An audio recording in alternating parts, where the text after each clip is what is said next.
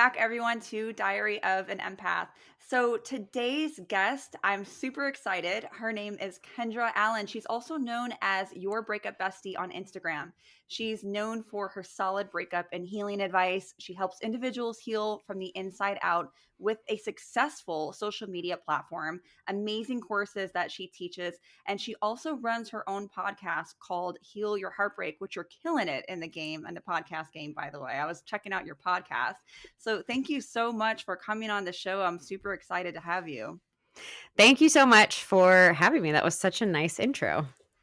You deserve it. I was checking out your podcast before we started, and I'm looking at it. I'm like, wow, she's really killing it in the game.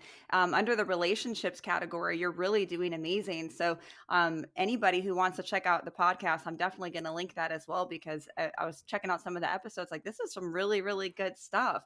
So tell me a little bit about your background and how did you get into this area of expertise and what you do now? Yeah, it's so funny. I always joke, like, in college, I never envisioned myself running like a breakup platform online. But I've always been in like the coaching space in one way or another. I started out more in like the fitness coaching space. So I was a coach for fitness, nutrition, and wellness. I was involved in like corporate wellness and had my own company doing that. Hey, And Kendra, I'm so sorry to interrupt you. I'm yeah, going to stop you for 1 second. I yeah, no think your problem. microphone is picking up on your cell phone. Oh, interesting. Okay, Yeah, I'll yeah. just So I'm turn off like, my I, I, phone. I, I hate like interrupting, but I'm like, you know what? There's going to No, be a it's huge okay. quality difference. So, and since we're in the Yeah, no, beginning, I'd we'll rather just you start do over. that. Is Yeah, that better? I just because turned my phone off. I'm picking it up. So, what kind of mic do you have? I have this Samsung G-Track. I've never had an Oh, issue okay. with No, it. it is. Okay. So you know what? Maybe it's just the way that it's picking up in my headphones on. Hopefully it'll come out a little bit better. I'm gonna Do you edit it think anyway. maybe, because I'm using AirPods for just the sound part, do you think maybe it's Hmm. picking up that? I wonder. Try Yeah, let me try taking these out. try taking them off and let's see how it sounds. Speaker. Okay, I'm just going to use. Yeah, I see now it's your Mac Pro. And if you get some Okay, feedback, wait, I can hang edit on. it out. No, I can't hear you. Go ahead and talk. Okay, is that any better? It's about the same. So it's okay. Okay. I think hopefully when it uploads, because even when I'm seeing you, it's gonna be staticky, but I think when it uploads, the quality will be better. So don't worry about it, and then I'm gonna Okay. edit it to where the sound's better. Sorry, I was like, you were No, letting oh it my gosh, flow. no, don't be sorry at all. No, I know, I've had to do that a few times. It's so much better than having to like be like, so sorry, Yeah, the just start sound's not over. working. No, that's okay. Okay, so I'm I'm just just gonna checking kind of go everything. back. Just yeah. So tell me a little bit about Are you ready? Yeah. Okay. So yeah. So just tell me a little bit about your background and how you got into this niche in your area of expertise. Yeah, so I always joke that, I definitely didn't set out to be a breakup coach. I actually, what? I'm so sorry now. I think I might It's okay. know. There's like You know what the problem is? there's something plugged in over here and there is like a ring to it. I don't know if that's better. But I think hopefully. there was like a buzzing, like an electricity buzzing kind of a thing. Yeah, it's a little bit. Yeah, is that a little bit better? Yeah, it's a little bit better. And I think, like I said, once it uploads to the local tracks and I hear it, and once I'm editing, I'll be able to hear a lot better. And if there's any background noise, I'll take it out. So Okay. I'm like Okay, cool. meticulous with my editing, so don't worry. Okay, cool. Okay, take 3. Okay, yeah. Yeah, take 3. So yeah, so how did you get into this? And I'm interested to hear your story. Yeah, so I always joke that, I didn't set out to be a breakup coach in college, or I never really envisioned myself running a platform for people going through breakups. I've always been in one capacity or another in the coaching space. When I was first in college, I was in more of the wellness space. So I worked with like in the fitness space, coaching fitness classes and doing nutrition coaching and wellness coaching. And I actually had a corporate wellness company doing that. And then when I was 21, so like 9 years ago, I got sober and ended up in my mid 20s getting more into that space where I was doing like sobriety coaching and working in that kind of space. So I've always loved coaching other people, and I've always loved like putting together curriculums and things like that, like putting together information for people. And, I ended up going through a really bad breakup in 2015. And I'm just someone that loves soaking in information. If ever something's wrong with me, I would love for people to give me like a 10-step list of things that I can do to feel better. So when I went through the breakup, I turned to Google of like, what do I do? Like and I just started picking up on this fact that there's not really a lot of step-by-step information on how to go through a breakup. It was, I think a lot of the stuff that was out there was very outdated. If there was like he's just not that into you kind of stuff. And these Right. like more Men are from Mars, women are from Venus. Exactly. Yeah. Like the 90s, early 2000s kind of advice, or these like archaic dating rules.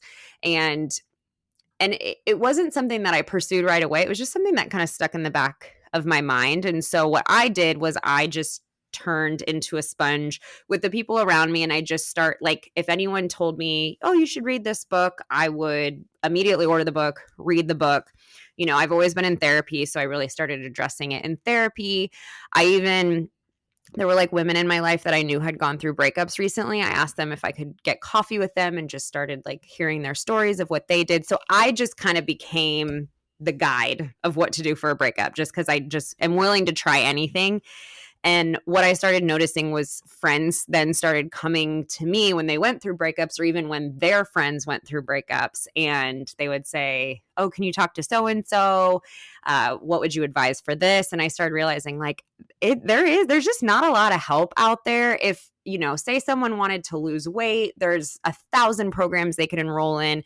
If someone wanted to get in better shape, there's 1,000 programs they could enroll in, but there really wasn't anything out there for breakups. And so I started the Instagram account at the end of 2017, and so many times thought it was quote unquote like a dumb idea just because there was no one else doing it. So I thought like, it can't be this big of an idea. It can't be something that's like not addressed. It must not be working for a reason. And so I started this Instagram account and just started writing. I love writing. So I started writing blog posts, and it just, people loved it and people really gravitated towards it. I started really finding my voice in this space, which I think is important. And I really decided that I was never going to like cheapen my advice, where like I'm not an get your ex back kind of a coach. I would just never like, I've always stuck to like my guns with the advice. And I think that's why Breakup Bestie has done really well, is because I've always stayed really true to myself and my own, and the advice that I give is stuff that I've done. And then this community really like just grew up through Instagram, and then the podcast, and I have a Facebook group and private coaching and all the things, and it's just really evolved from there. It sounds like you've always kind of been a healer. Like that's what I hear you say. Like when I hear you talk about your coaching and the fact that you've done things in fitness, that you've helped people with your own sobriety, it kind of feels like the common denominator I keep hearing is that you're a healer. And as healers, sometimes we attract some really toxic people and toxic relationships. And I know there's a lot of people listening right now that is like, yeah, I'm a good person, but I attract a lot of shitty people in my life. And you're right. A lot of people, they want like a step guide, like tell me what to do because I don't know what to do.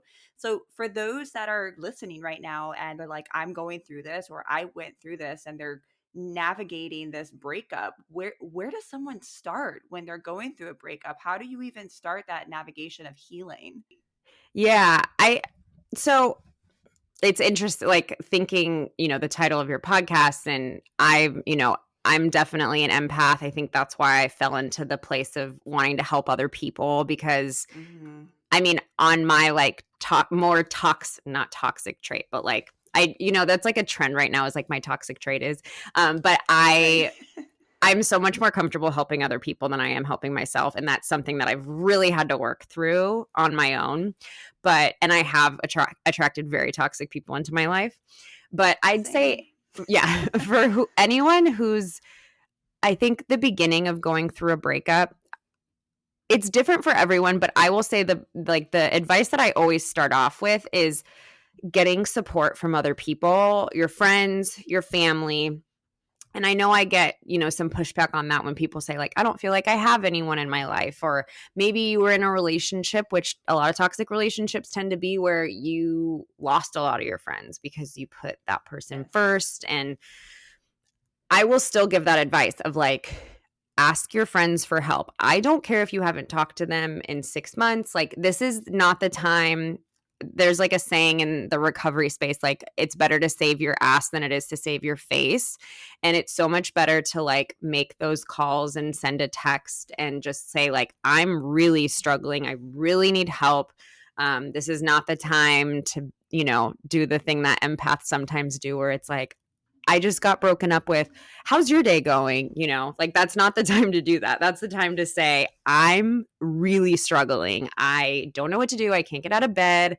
I haven't eaten in a couple days. Like, just get honest with the people around you. And it doesn't matter if you have one person in your support system or 50. It's like, all it takes is just one person to open up to and start receiving that love and that support, because breakups can become really isolating if we allow them to.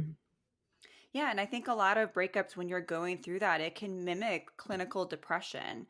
And you mentioned something that really stood out to me, which was, sometimes in relationships, especially when we're navigating getting out of toxic relationships, they oftentimes are very isolating, especially when you're dealing with a narcissist or somebody who's abusive.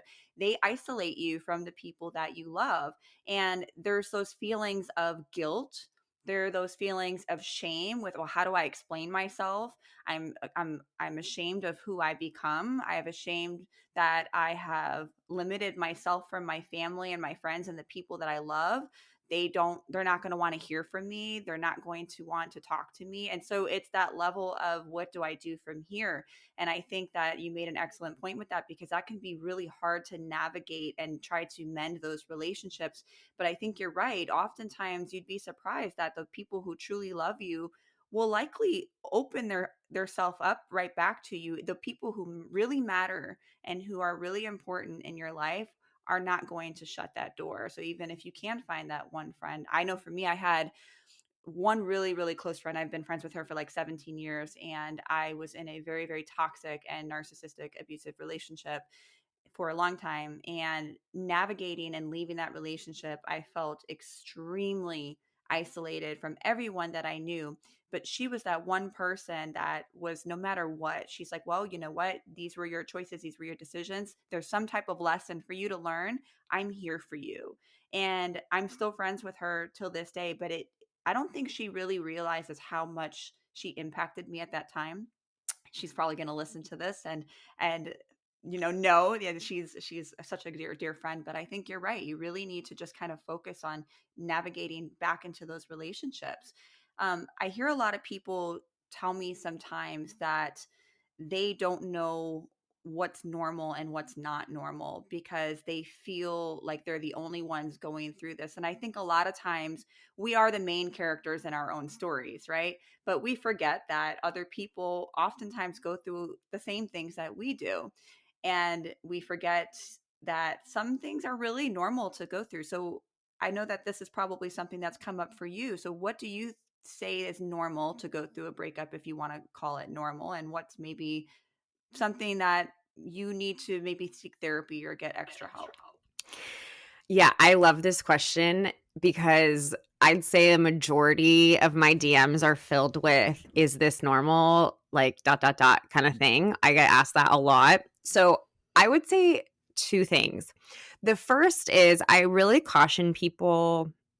Like, I always chuckle to myself when I get DMs where people will say, I love all your advice, but my breakup is so different. And I'm like, I get it. It's important to honor your experience, and it's important to process what went on. But I believe there's a danger in believing you're different, because you're less likely to take advice. You're more likely to feel lonely. And at the end of the day, I could line up 5,000 people going through a breakup, and there are 5,000 different stories as to what caused the breakup, what was the relationship like. But if I asked you what you were feeling and what you were experiencing post breakup, I could really categorize it into like less than 10 things, because the experience is very universal. So I do tell people that, like, be really cautious if you find yourself saying, but I'm different. But, and someone gives you advice and you say, but that doesn't apply to me. So I do think I always like to bring that point up. When it comes to what's normal, it's most everything's normal. Most every feeling that you're experiencing is something that someone else is going through. Again, like I said, there's so many different circumstances that cause breakups, but the feeling shameful, wanting to, like, hating your ex's guts, but would love to hear from them and see them again. That's normal. To feel completely crushed, but also kind of relieved. That's normal. Like, all these opposing emotions are very normal. Whatever you feel towards your ex, even if you are coming out of a narcissistic relationship where it's clear as day, writings on the wall, that your ex was not a good person, except you miss them and would take them back if you could, that's also normal. So there are very few situations where I will say that is abnormal. What I will say is there's a difference between what's normal and what's necessary. So someone will say, it's been over a year, I'm still not over my ex. Is that normal? And I will say, it's normal in the fact that a lot of people do feel that way. Is it necessary? Probably not. Like, there's probably something that you're missing in your healing journey that's keeping you stuck a year later. But it doesn't mean that you're abnormal. It just means that you're probably missing something in this, like, grand puzzle that we call the healing process. Yeah, that makes sense. I think too, depending on where you're at in life, right? How have you managed your coping strategies? Are you in your 20s? Have you had life experience? Do you have a good support system? There's so many outlying factors that stem into this puzzle of life and how we navigate relationships and how we navigate breakups. I know that when I went through my breakup, I was in my 20s. I didn't have a huge support system. I was navigating life outside of the military. I was so alone, and I was the main character in my own story. And in my head, I'm like, there's no one else that's going through this because I'm the main character and my feelings are all that matters, because I just didn't have enough experience to understand that there's a lot of other people that are going through the same exact thing. This is nothing special. Yes, it's valid, but you're not the only one. But I think too that as I got older and started learning better coping strategies and more better coping mechanisms, I was able to get past situations a lot quicker as opposed to hanging on to them. Not that it was a bad thing, but it took me a lot longer before because I just didn't have those coping strategies, because I just needed to learn those lessons. But had I have not gone through those things before, I probably wouldn't be where I'm at today with the coping strategies that I have. One thing you mentioned that I am guilty for in the past, and a lot of my clients are guilty for, is texting the ex.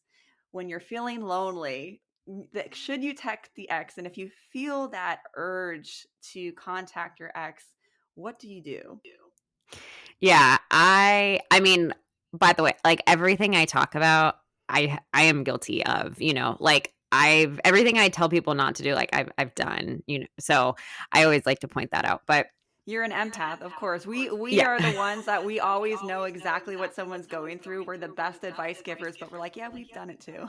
Oh, yeah. Yes. I'm like, I don't want anyone to have to feel this way. So if anyone has listened to my podcast, they've heard this story before, but this is the story that I always give in terms of texting your ex. So when I went through that bad breakup in 2015, it was 2 weeks before my ex's birthday, and having every intention to send a happy birthday text to him and, just say, like, hey, happy birthday. I don't even know exactly, like, I can't even remember the exact text, but I wanted to say happy birthday. And it was one of those things where I'm sure a lot of people can relate to this, where you call as many friends as you can until you get, like, that's a good idea response. Right. Like, just waiting for that one person to co-sign your bad idea. And so I was doing those rounds. I was calling around, and I had a male friend actually, tell me, what's the only response? He said, let's say you send the text. What's the response you'd be happy with? Like, what's the only response you'd be happy with? And he was right. There like really only was one good response that I would feel better about. And it was, thank you so much for texting me. I've been thinking about you the last couple weeks. I think I made a mistake. Like, do you want to get together? I miss you so much. Something along those lines. And I said, I think that's what I would obviously that's what I would like back. And he said, what do you think he'll say back? And I said, honestly, he'll probably say, thanks, or like, thanks, hope you're doing well, or maybe not even reply at all. And I realized if I got that back, how crushed would I be? And so, honestly, the reason not to text your ex is because it's never going to line up with the expectations that you have that you would like. And it will 97, 98, 99% of the time leave you feeling worse than before you sent the text. But obviously you have things you want to say to your ex and you don't want those to just sit inside you. So I'm a big fan of writing out things you want to say to your ex and either texting them to a friend. And it's so funny. I actually, on my time hop, I think today, I had like a mentor that sent the happy birthday text to my ex to her, and she like replied as my ex in like this really funny way. So send the text to your friends, write it on a piece of paper, burn the piece of paper, shred the piece of paper. Like I don't care what you do. It's important to get the words out of your system, but it's not good to send to your ex. I agree. I agree. And my wise friend Fee that I told you about, she man, I cannot tell you how many messages or pre-written messages, version 1, version 2, and version 3 that I have sent her. And she always would make a good point. You sometimes will break your own heart if you continue to do the same things. And yeah, and she is so wise, and I always really took that to heart because oftentimes I think that we do have expectations when we do stuff like that. We're not just doing it to be a nice person. No, we have expectations, and oftentimes they're not, people are going to disappoint us, and people will always show you who they are. You have to see them for who they are in the moment and who they're showing you. If they're telling you one thing, believe it. You can't, I would always hold people onto this pedestal of who I hope that they would become, or going back to who they were before in the past. And I have to remind myself that people are going to show you exactly who they are in the moment, and they're going to let you know, but you just have to be open to seeing it. So I think that's a great point. Um, Another thing that I get a lot is about infidelity. When people are going through a breakup and their partner cheated on them, that can be such a big blow to self esteem, to the ego. How does somebody navigate a breakup when they were cheated on? Yeah, and this is, I will say like this is definitely not my like area of expertise. However, what I will say is like whatever feelings come up around that are valid. Like you're allowed to feel betrayed, you're allowed to feel all the things that come with it. Once you can, get through that initial hump of like the feelings that come up with that, I tend to think the same thing with like ghosting. I think it's really just the universe like showing you this is not who you're supposed to be with. Obviously, that's not a fun way to find out, but it really is not personal against you. And even Esther Perel, who I'm sure you know about, but she talks with cheating. She talked to a bunch of people that had cheated in their relationships and like asked, and I can't remember the exact findings of it, but generally it was they cheated because of something that was missing within themselves. They were trying to find another version of themselves when they cheated. They were not cheating because their girlfriend wasn't hot enough or didn't whatever that was. It's because they're feeling so low about themselves that they go outside the relationship. And so to me, yes, it's devastating, and yes, it causes trust issues, and there's so many things that come along with it, but at the end of the day, like it's the universe, showing you this is not who you're supposed to be with. Yeah, I agree. I think too, it's really hard to navigate those types of things in this generation of social media and everything going on with, we see these perfect bodies, these perfect filters. Oh, what if I'm not good enough? What if I don't look good enough? But one thing I've learned is that it's never truly about you. When people do stuff like that, when they hurt you, when they lie to you, when they do other things that are unethical, it's always about them. It has something to do with them and their ethical dilemmas, maybe how they grew up, maybe their insecurities. It's never about you. And that was something that it took me a long time to like come to a realization with, because I've been cheated on. I've come into contact with not just sexual relationships and intimate relationships, but even friendships where I always feel like I'm the person giving more or doing more. And I'm always the person that kind of gets shitted on or taken advantage of. And I had to get to a place. And even I would really say, like during this last 2 years with COVID, that it's really not about me, because the one thing that has stayed consistent is me and how I treat people. So I think that as long as you try to do the right thing with people and you're consistent with who you are, you didn't change in the relationship. Now, don't get me wrong, because people do change, whether it's growth or whatever. But if, as long as you are doing the things that you need to do that are in alignment with your morals and your ethics and the other person's, it's not you. It's always having to something to do with maybe, their inner child that needs to be healed or something they're going through. And I know for me, one thing I always had a big problem with was getting closure. Like I wanted the apology. And my friend Fee, I bring her up again, but she would always ask me, so what happens if you get that? Are you going to feel better? Is it going to change the situation? And I would think to myself, like, well, no, it's not going to change what happened.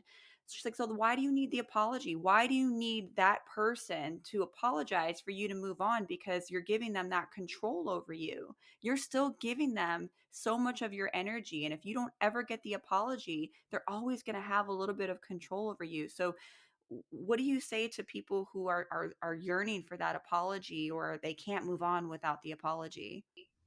Yeah, I mean, yeah, I think we as human beings, not even just in breakups, but we really like to have, the like things boxed up, things with a bow on it. We want like closure, and it's all you said it all comes down to a sense of control over the situation. I tend to see that for people who really get stuck on closure, it's either because they don't want to get over their ex and they're using this as kind of their thing to hang on to. Like, well, I would if I would get the apology, or I would find out exactly what happened. Or they want to know exactly why the breakup happened, because they would kind of like to argue their case. Like they don't want to be broken up, and so they want to argue with their ex. And what I tell people is the thing that you're hoping closure will achieve, you will never get it from your ex. You will only get it from yourself. You will get to a place Mm. where either you've gotten enough distance, and hindsight's 2020, where you can look back and be like, "Oh, okay, I see. I get it. Like I get why they had to do what they had to do. I get why this relationship had to end." Or you get to a place where you're like, I still don't exactly know why the relationship ended. However, I know that I'm not supposed to be in that relationship anymore, and I know that I'm better for the relationship ending. But I believe everyone gets to that point if they allow themselves to. So I always say, like, you give yourself closure. That's what it comes down to. When it comes to apologies, I don't know. It's interesting. Sometimes I like to remind people that I think if you got the apology for your ex, it would actually make it a lot harder to get over them. I know sometimes that you want to feel like vindicated, and you want to know, like, you want to feel like they know how much they hurt you. I get that a lot.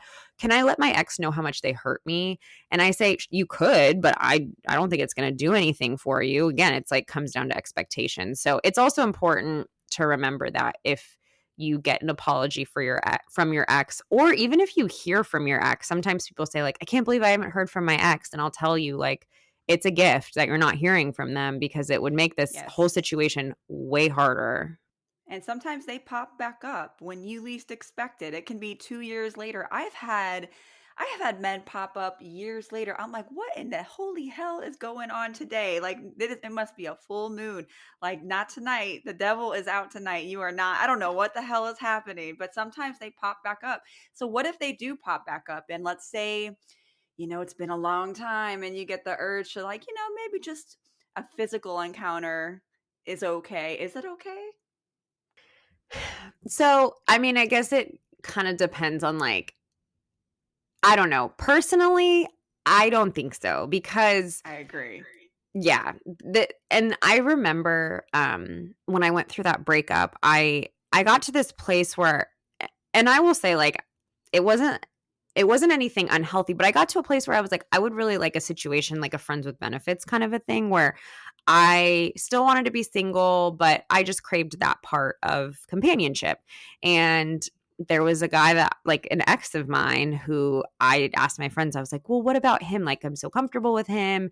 And they were like, no, there's no way that you can have a physical interaction with an ex and not have the feelings come up. It's just, I think it's like pretty darn impossible to not have something come up and have old feelings arise and all of those things. So I think no, if that's something that you do, like go look I elsewhere. can't do it either. No, Yeah. I'm so with you on that. But I think it depends on the person. Like if you can separate your emotions and your feelings and you're good at that, okay, do you, if that works for you.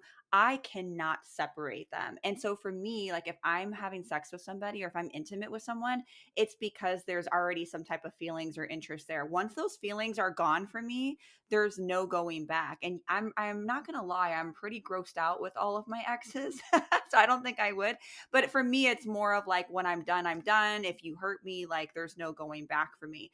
But I think that maybe, I don't know, in some instances it could potentially be somewhat safe, but you would have to have really, really good boundaries. And I've even seen people that, they've stayed friends with their exes. I personally I just haven't, I guess I haven't really dated the most greatest people in my past. So there's no need to stay friends except for, me co parenting, and we're better friends now than we ever were before. But I've seen some people that are able to navigate that. And so, what do you think about being friends with the ex and how do you navigate that? Yeah, I mean, I'm the same as you. I've never been able to stay friends with exes. But it's really hard for me to picture a situation where you're in love with someone on a Tuesday and then on a Thursday you can just call them a friend. Like I just Mm, it to me I don't see that happening.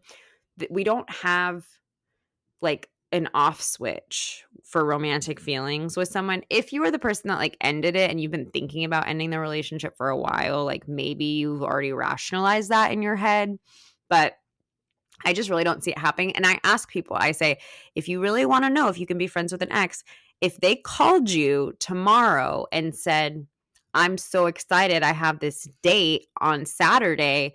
What do you think I should wear? Where do you think I should take this person? If you can hear that news and not have anything happen, like no registering on the emotion scale, sure, then you can be friends with your ex. But like, I don't know. That's really hard. yeah. Like that takes years to get to a place Hmm. where you can hear about an ex. I had one client and she was like, "I'm not going to be friends with my ex until I could get their wedding invitation in the mail and not care." And I'm like, that's a great, it's a great point. And it's not an easy place to get to. So I just don't I think Yeah. it's really hard. And my thing has always been I have amazing people in my life. I have great friends. Like I don't need someone that comes with a lot of other stuff, if that makes sense. Hmm. And like I I've seen agree. people who have stayed friends with their ex and even if they're not romantically involved, it has been the thing that has blocked them from finding someone new because Hmm. there's still like this energy that's being invested in them and it's been the thing that like doesn't create space for someone new. This, yes, I agree. I could not date somebody who is super close with their ex. To me, it's a little weird because I feel like if you're friends with an ex, I feel like there's always one person that still kind of has those feelings that are lingering more than the other. So, like, it's like, what if you don't have children together? What is that energetic connection that is still kind of keeping you guys? It's almost kind of like either like this karmic connection or this like toxicity that's still kind of lingering. So to me, that's personally something I cannot get with. And I will personally not date somebody who has a connection with their ex still if you do not have children. So I love that you said it can prevent you from creating space for other people. And I just talked about this on a podcast that for me, I am trying to remove everybody who doesn't serve my highest good. Because if you have a room full of all of these toxic people in your life, or these toxic relationships, or these situationships, you're not creating space for healthy people to come in the room with you. You're keeping all that space with people who don't serve your highest good. So you got to create that space. And if that means letting go, if that means giving yourself closure, if that means walking away, you need to do that. And there was a podcast episode I was listening of yours that you were talking about being okay with being single. And I really loved that episode because it spoke to kind of where I'm at right now in my life with it's not that I want to be single. I'm open to energy coming in romantically, but I'm okay with being single. But it took me years to get to this point, and a lot of work and a lot of self-awareness for my own habits and things that didn't just disappear. They still come up. My anxious attachment style still tends to creep up here and there, and I have to like say, okay, you're being a little on the anxious side right now. You got to kind of dial it back a little bit. But that took me a long time to get to that point, to navigate that. And I'm okay with being single right now. But I loved how you were just talking about being okay with being by yourself. Did you, are you single, or are you in a relationship right now? No, I've been married for almost 4 years now. Oh, Um yay. yeah, but it's like being okay single is I think it's an important topic because I am someone that has an anxious attachment style. I am someone who used to spend countless hours of energy in even like the beginning stages of dating, just like obsessing over the tone of someone's text or like what I typed back to them. I really didn't feel like I could be okay just being myself. Like I didn't even know who myself was.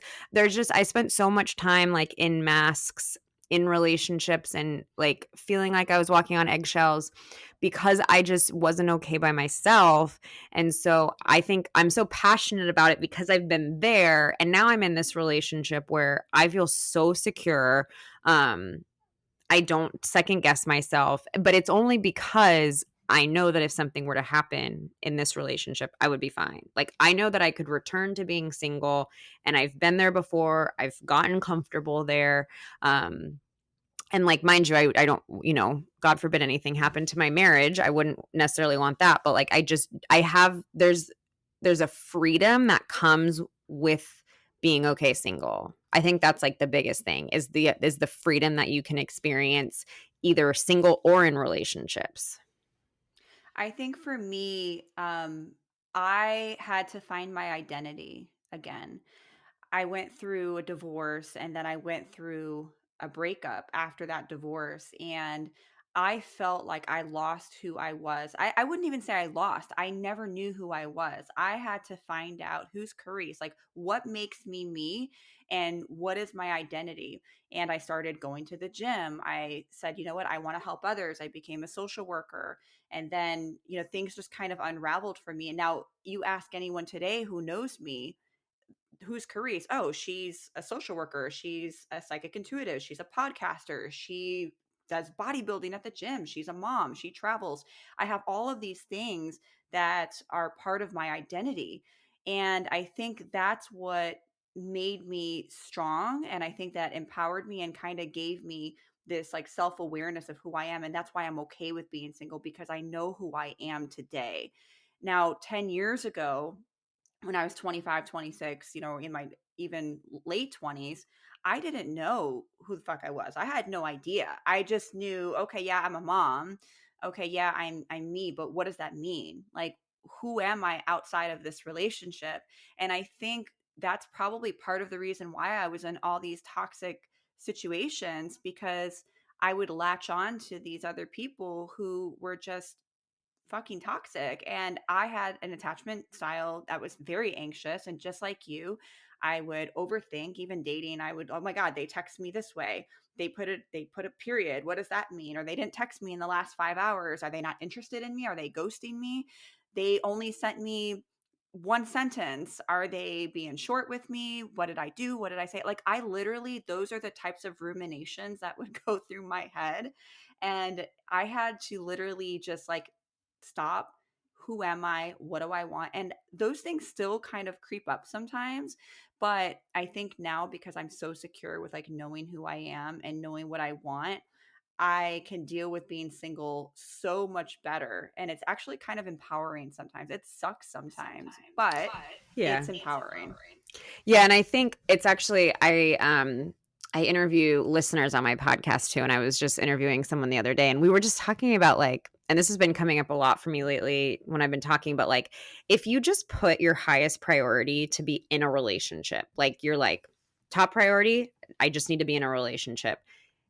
It's crazy the things that you will let slide. It's crazy the things of yourself that you will let fall, pieces of your character that drop off. Like if you make that your top priority, you will probably get it, but like at what cost, you know?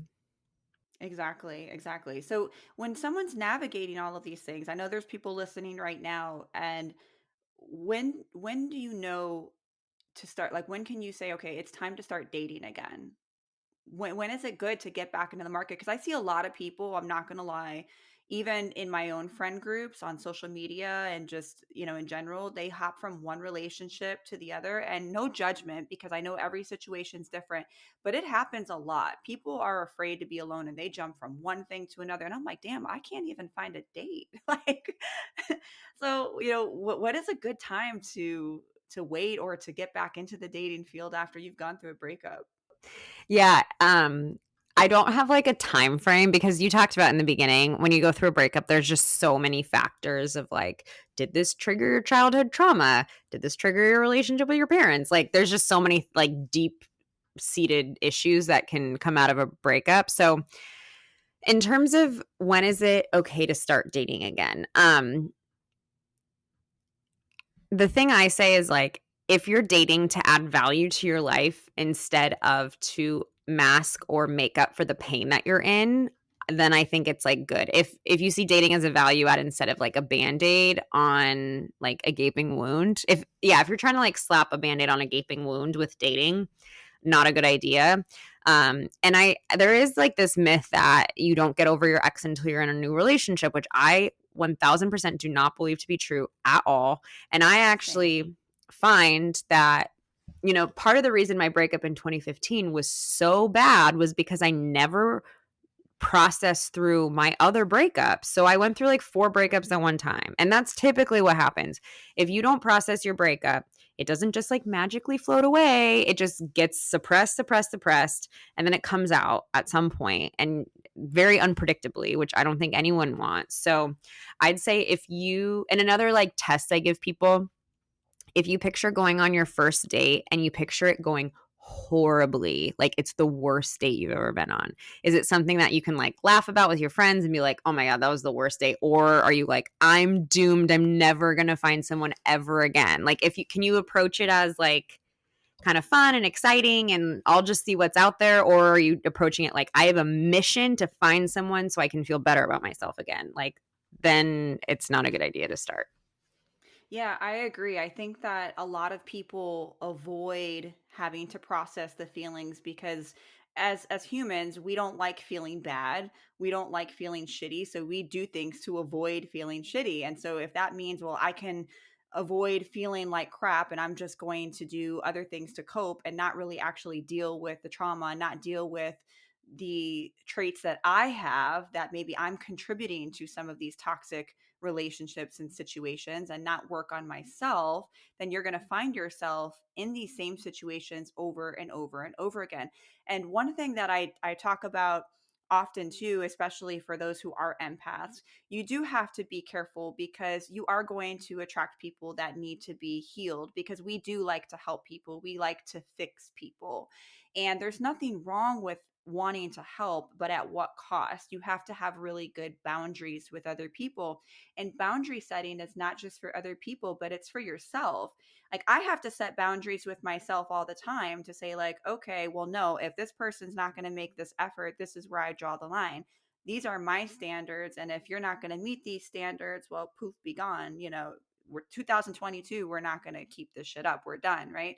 But I think that when you have those boundaries with yourself and you're upholding them for yourself and kind of giving yourself that self-love and working on yourself, I agree. I think that's at that point, maybe you can say, okay, I'm ready to bring that energy, because if not, people are going to match your energy. And if you're vibrating low, if you're at a lower frequency, if you're kind of going through this, like, toxicity within your own energy, you're going to attract people that are the same way. So I agree. And so what advice would you give to your younger self? Because you have, I'm very proud of you. I don't know you, and I'm so proud of you for like just kind of how far you've come. I know you said that you got sober and you created this platform with helping other people, and now you're happily married. So I feel like that's such an amazing journey. And I know a lot of people are listening now that are like, okay, well, if she can get through the stuff that she went through, then maybe there's hope for me. So what advice would you give to your younger self, or what is something that you wish somebody would have told you when you were going through all of that before? I mean, as corny as it sounds, I think I would say, like, I would just remind my younger self, like, that things always work out. Like, they're always gonna work out, and you don't need to rush things. Like, when I got sober, there were, like, so many things that I wanted fixed right away, and I think we reach the deepest levels of growth, not from like these big acts, but from like the day to day consistency, if that makes sense. Like, yes, it's great to go to therapy and do like these, kind of deep dive things. But I think the biggest growth just comes from like consistently treating yourself well. Like, I always say this joke that I thought I'd be like struck by self-esteem one day. I really thought that like when I just got older, like when I turned 30, I would just be struck with self-esteem. And I thought that one day I would just wake up and be okay with myself. And like that's not how it happened. Like self-esteem came from the fact that like I started making my bed and like taking care of my space and like calling my mom when I said I was going to call my mom and showing up for my friends when I had plans, and like all these like little kind of things collectively come together to, create the things that you want. And it's same with like being single. I remember I had a mentor tell me, she's married, and she would say, please enjoy this time single, because I promise you one day it's going to be gone and you're going to miss it. And it's true. And like, I can say this in front of my husband. Obviously, I like being married, but I miss the days when I could do whatever I wanted, whenever I wanted, without having to like talk to anyone about it.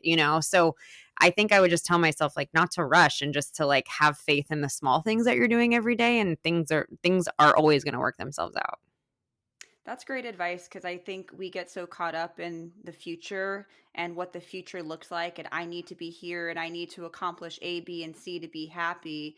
But when we get to that point, then are we looking back and saying, okay, now I need to be doing this, this, and that to be happy? And then 20 years has passed by. And did you really enjoy the moment? Not a lot of people are good at being present in our generation. So I think that that's great advice. And thank you, because I'm going to remind myself, like, enjoy being single. I think I'm going to go book a trip after this podcast. Yeah. Maybe Yeah, go to no, you Vegas could or book a something. trip wherever you want and like Exactly. not have to worry about that. And like, And maybe meet a guy on my trip. I have a good friend that met her husband sitting next to him on a plane. So it happens. And I just think too, like, I just wish I could like instill that in everyone, especially like if you're listening and you're going through a breakup. I know it feels like these feelings are never going to leave. Like it's so hard to see past this breakup, and it's so hard to like ever picture yourself feeling okay, but I promise I've never met anyone who has done the work and not gotten over a breakup. Like it's always going to work out. So I appreciate that. And I know everybody listening does too. And so I want everyone listening to be able to follow you. So, what are you up to these days? What's your Instagram account? I know you do some courses. So, I want everyone to be able to look you up right now and get in contact with you. And how can they do that? Yeah, so the best place to find me is on Instagram. I'm at yourbreakupbestie, and you can find all my courses there. Yeah, so I do have 4 different courses, and then I also have, if you're someone that's having a hard time not reaching out to your ex, I have a 30-day no contact challenge that's really helpful for people. And then you can find my podcast on there, which is Heal Your Heartbreak. And yeah, but Instagram is the best place. And I post 5 days a week on there. So I'm pretty active on there. And I think you have a free journal too, a free workbook that I saw too, which I think is really interesting. Awesome. Okay, well, I'm going to link everything for everyone to find you or to get in contact with you if they need to. Thank you so much. This was an awesome conversation. I appreciate you, and I'm so humbled for you coming on the show. Thank you. All right, and until next time, everyone, see you on the next episode of Diary of an Empath.